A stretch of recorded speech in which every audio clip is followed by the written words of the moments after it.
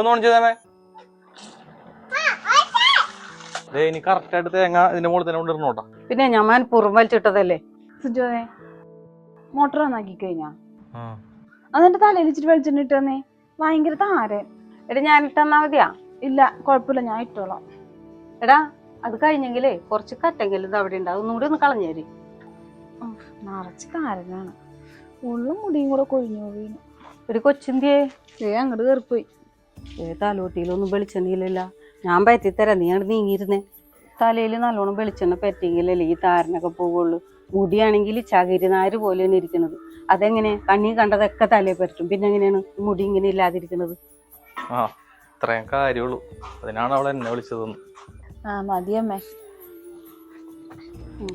നീ ഇതും പറ രണ്ടും കൂടി തല്ലുപിടിക്കട്ടാ. പിന്നെ ഞാൻ കരിമറ തല്ലുപിടിക്കാൻ പോവല്ലേ, നമുക്ക് കുറെ പണിയില്ലേ. എന്റെ തലയെ കുറിച്ച് വിളിച്ചിട്ടാണ് കണ്ടില്ലേ, എന്റെ മുടിയൊക്കെ ആകെ പോയി. നിന്റെ പെണ്ണും പിള്ളേനോട് പറ, എനിക്കടുത്തതിൽ വേറെ പണിയുണ്ട്. ഇപ്പം മൊത്തയിൽ വിളിച്ചു നോട്ടാൻ പോവല്ലേ. നമ്മളിപ്പോ എന്താണ് വിഷമിച്ചിരിക്കണേ? കരഞ്ഞമ്മ ഫേസ് ഒക്കെ മാറിയിരുന്നല്ലോ. ഒന്നും അല്ലടാ, ഞാൻ അങ്ങനെ ഓരോ കാര്യങ്ങൾ ആലോചിച്ചത്. നീ ഡ്രസ്സ് മാറി എവിടെ പോണേ? ആ അത് പറഞ്ഞപ്പോഴും ഞാൻ ഒരു കാര്യം ആലോചിച്ചത്. കുറച്ച് നാളായി ഇപ്പൊ മരുമോളടുത്ത് ഭയങ്കര സ്നേഹമുള്ള. എന്ത് പറ്റി? പുതിയ സീരിയലുകൾ ഇറങ്ങിയ മരുമോളെ സ്നേഹിക്കണത്. ഒന്ന് പോടോ ഒന്ന് സീരിയല്. കല്യാണത്തിന് മുമ്പ് എനിക്ക് വേറെ ടെൻഷനായിരുന്നു. കാരണം വേറെ ഒന്നുമല്ലടാ, എന്റെ കൂട്ടുകാരന്മാരെ ഓരോന്നൊക്കെ ഒന്ന് പറയുമായിരുന്നു. അവരുടെ വീട്ടിൽ കല്യാണം കഴിഞ്ഞ സമയത്ത് ഉണ്ടായ വിഷയങ്ങളൊക്കെ. ചില വീട്ടിലൊക്കെ മക്കളോട് വേറെ എന്തെങ്കിലുമായിരിക്കുള്ളൂ, ചിലയിടത്ത് ചേച്ചിമാർ അനിയത്തിമാർ എന്തെങ്കിലുമൊക്കെ വിഷയമായിരിക്കുള്ളൂ.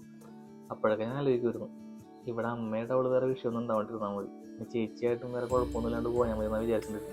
ഞാൻ നിങ്ങളോട് വല്ല വേർതിരിവും കാണിച്ചിട്ടുണ്ടോ? എനിക്ക് നിങ്ങളെ പോലെ തന്നെയാണ് അവള്.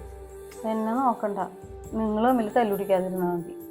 പണ്ട് ചേച്ചിയുടെ കല്യാണം കഴിഞ്ഞ സമയത്തേ ചേച്ചിനെ അളിയൻ്റെ വീട്ടിൽ ഞാൻ കൊണ്ടു നോക്കൂലമ്മേ. അപ്പോൾ ചേച്ചീൻ്റെ അടുത്ത് ഒന്നും മിണ്ടാതെ ഇരിക്കും. അപ്പോഴൊന്നും എനിക്കത് മനസ്സിലായില്ല.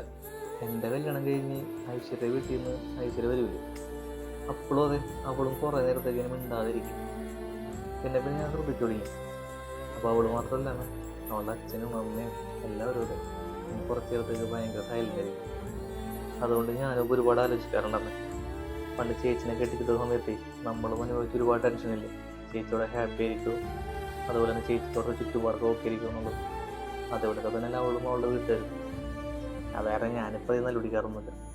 ചിലപ്പോഴൊക്കെ അവളുടെ സ്വഭാവം കാരണം ചിലപ്പോഴൊക്കെ നല്ലുപിടിക്കോട്ടെ. ഞാൻ പോട്ടെ, അല്ലെങ്കിൽ മീൻ തീർന്നു പോകും. അവൾക്ക് അതാണ് ഇഷ്ടം.